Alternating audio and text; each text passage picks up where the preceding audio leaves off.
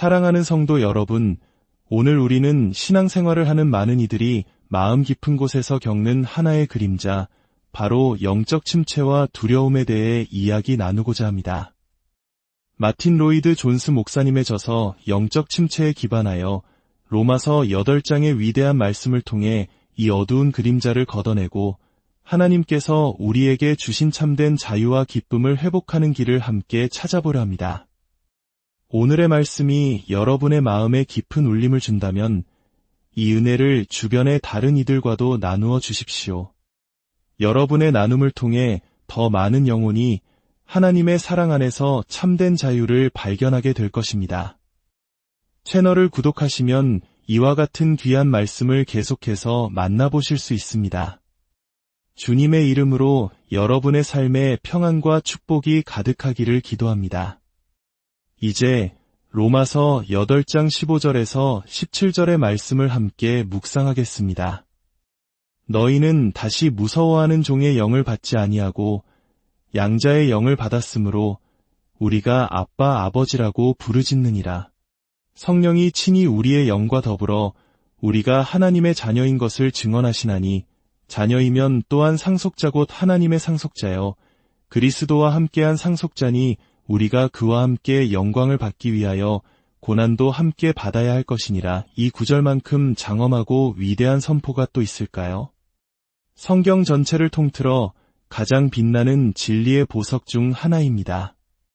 하지만 우리는 종종 이처럼 웅장한 말씀 앞에서 그저 감탄만 할 뿐 그 말씀이 어떤 상황에 놓인 이들을 위해 기록되었는지 깊이 파고들지 못할 때가 많습니다. 사도 바울은 이 놀라운 진리를 선포해야만 했을까요? 그 답은 15절 전반부에 있습니다. 너희는 다시 무서워하는 종의 영을 받지 아니하고.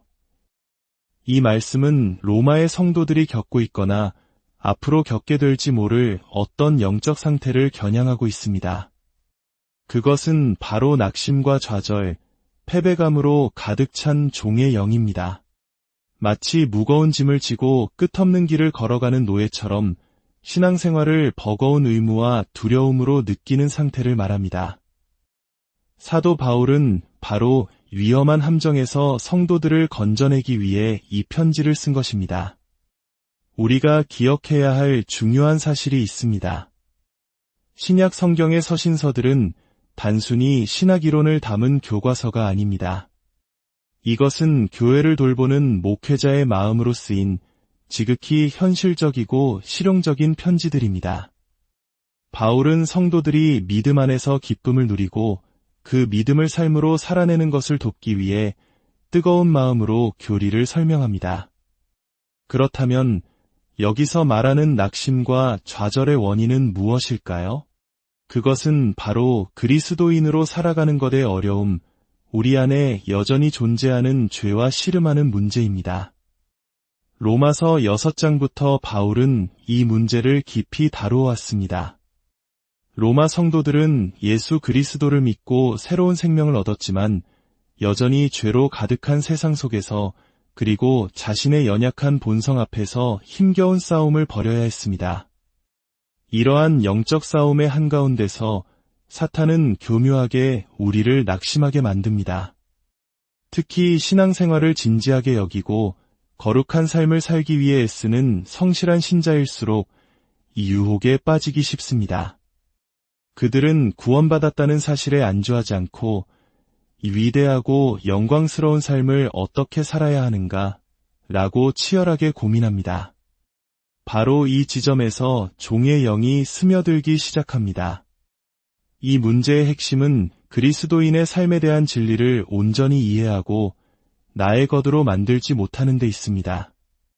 우리는 성경을 수없이 읽고 그 내용을 머리로는 알지만 그 진리가 가슴에 와닿아 삶을 변화시키는 능력으로 체험하지 못할 때가 많습니다.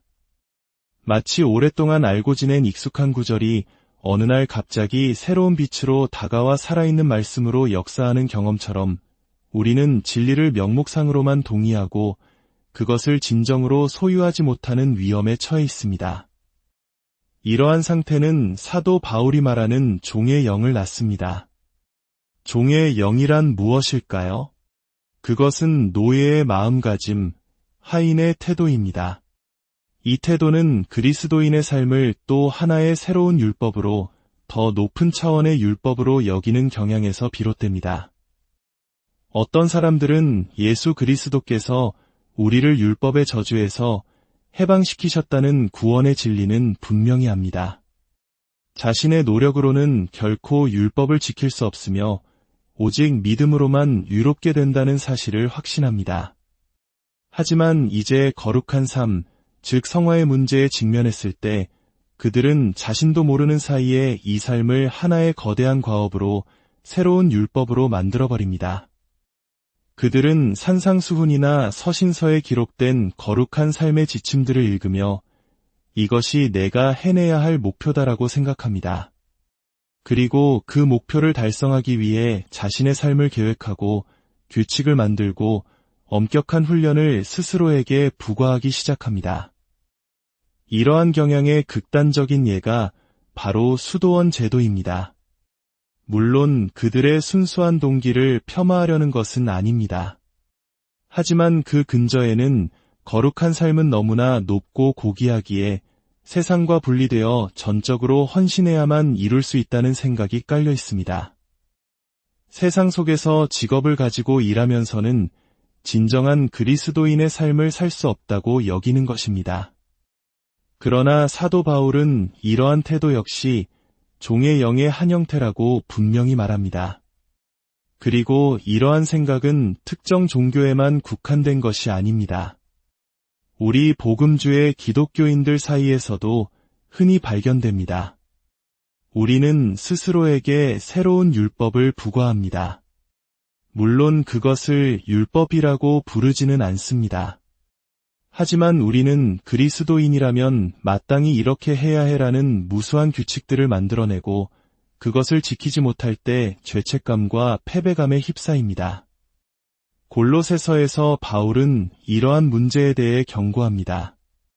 그러므로 먹고 마시는 것과 절기나 초하루나 안식일을 이유로 누구든지 너희를 비판하지 못하게 하라.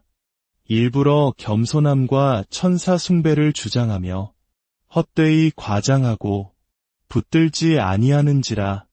너희가 세상의 초등학문에서 그리스도와 함께 죽었거든 어찌하여 세상에 사는 것과 같이 규례에 순종하느냐. 곧 붙잡지도 말고 맛보지도 말고 만지지도 말라 하는 것이니 이런 것들은 자의적 숭배와 겸손과 몸을 괴롭게 하는 데는 지혜 있는 모양이나 육체 따르는 것을 금하는 데는 조금도 유익이 없느니라.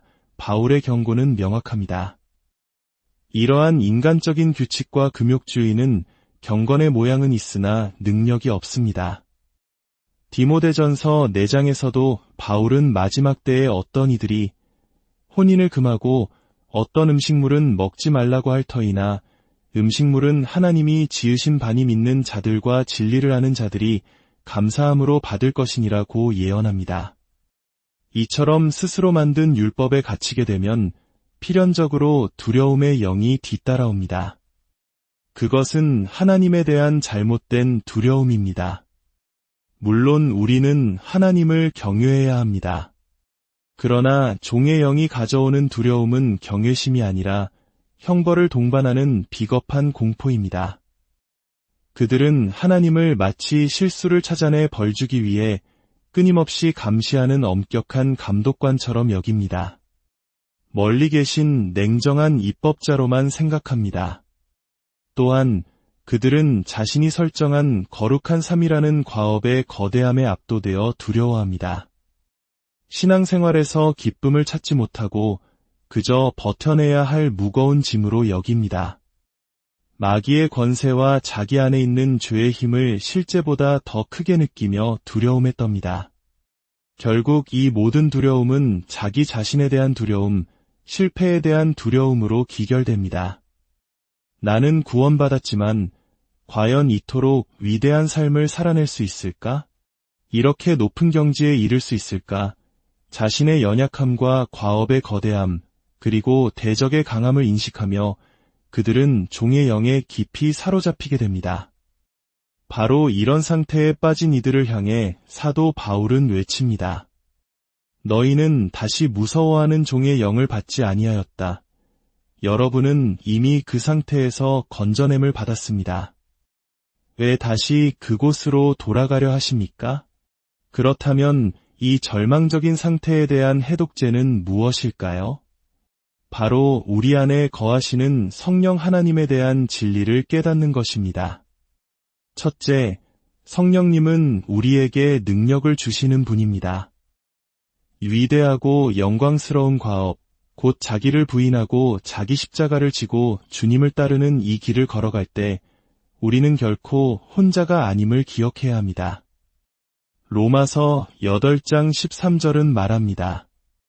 너희가 육신대로 살면 반드시 죽을 것이로되 영으로서 몸의 행실을 죽이면 살리니 여러분이 만약 그리스도인의 삶을 오직 자신의 힘과 의지로 살아야 하는 것이라고 생각한다면 두려움과 종의 영에 사로잡히는 것은 당연합니다. 그것은 옛 율법보다 훨씬 더 지키기 어려운 새로운 율법 아래 자신을 두는 것과 같습니다. 그러나 그것은 진리가 아닙니다. 성령께서 우리 안에 거하시기 때문입니다. 빌립보서 2장 13절은 이렇게 증언합니다. 너희 안에서 행하시는 이는 하나님이시니 자기의 기쁘신 뜻을 위하여 너희에게 소원을 두고 행하게 하시나니 하나님께서 우리 안에서 일하십니다. 그분은 연약한 우리를 강하게 하시며 넘어질 때마다 일으켜 세우시고 우리가 가야 할 길을 비추시는 등불이 되어주십니다. 우리가 싸우는 동안 그분께서 우리에게 힘을 주십니다. 우리가 거룩한 삶을 살고자 하는 소원조차도 그분께서 주신 것입니다. 이 진리를 깨달을 때 불가능해 보였던 과업은 더 이상 두렵지 않습니다. 둘째, 성령님은 우리가 하나님과 맺고 있는 새로운 관계를 깨닫게 하십니다. 너희는 양자의 영을 받았으므로 우리가 아빠 아버지라고 부르짖느니라. 이것은 얼마나 놀라운 변화입니까? 우리는 더 이상 두려움에 떠는 노예가 아니라 사랑받는 자녀입니다. 그것도 어린아이가 아니라 모든 권리를 가진 성숙한 자녀, 상속자입니다. 이 진리를 깨닫는 순간 모든 것이 변합니다. 우리의 목표는 더 이상 어떤 기준을 통과하는 것이 아니라 사랑하는 아버지를 기쁘시게 하는 것이 됩니다. 종의 두려움은 사라지고 자녀로서의 사랑과 존경, 즉 경외심이 그 자리를 채웁니다. 이제 신앙생활은 규칙과 규정의 목록이 아니라 우리를 위해 모든 것을 내어주신 아버지께 감사를 표현하는 사랑의 응답이 됩니다. 노예는 감히 주인을 아빠라고 부를 수 없었습니다. 그러나 우리는 성령 안에서 하나님을 가장 친밀한 호칭인 아빠, 아버지라고 부를 수 있게 되었습니다.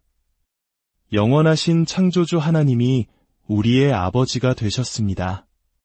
그분은 영원한 사랑으로 우리를 사랑하시며 독생자를 십자가에 내어주시기까지 우리를 사랑하셨습니다.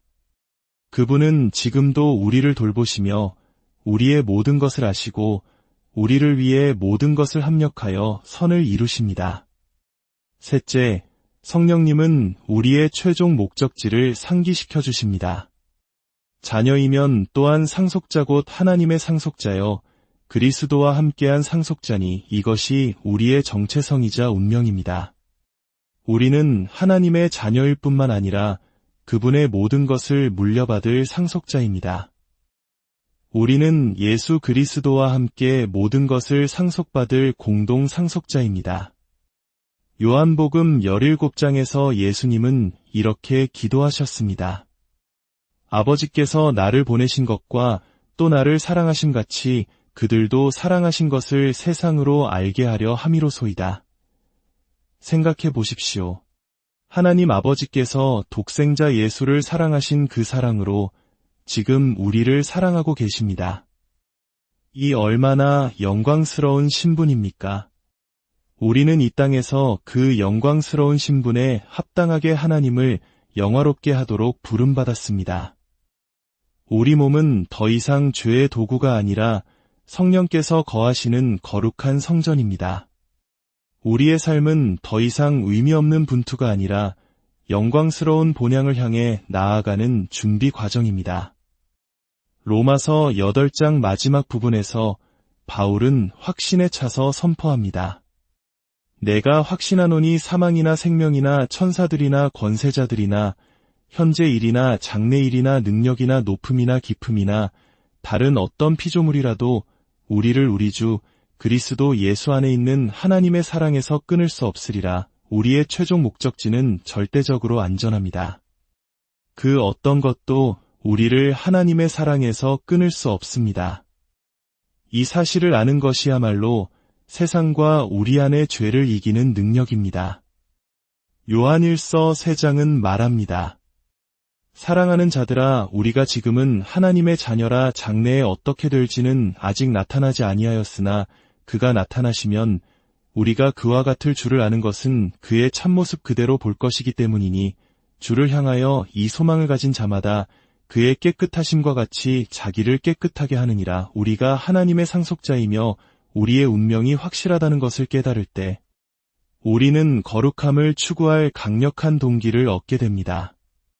그것은 더 이상 두려움 때문이 아니라 영광스러운 소망 때문입니다.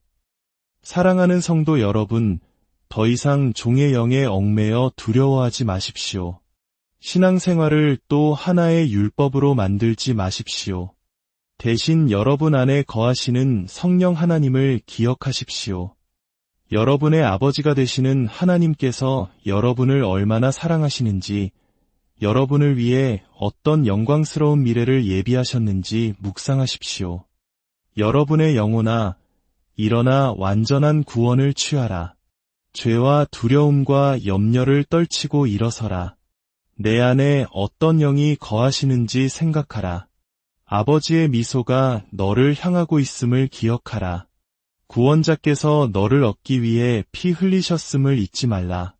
하늘의 자녀여, 너는 더 이상 종이 아니다. 이 진리를 붙잡으십시오. 여러분의 감정이 어떠하든 상관없이 그리스도 안에 있는 여러분의 신분에 대한 진리는 영광스럽습니다. 여러분은 사랑받는 자녀여, 권능을 받은 상속자입니다. 그 진리 안에서 참된 자유와 기쁨을 누리며 날마다 승리하는 삶을 사시기를 주님의 이름으로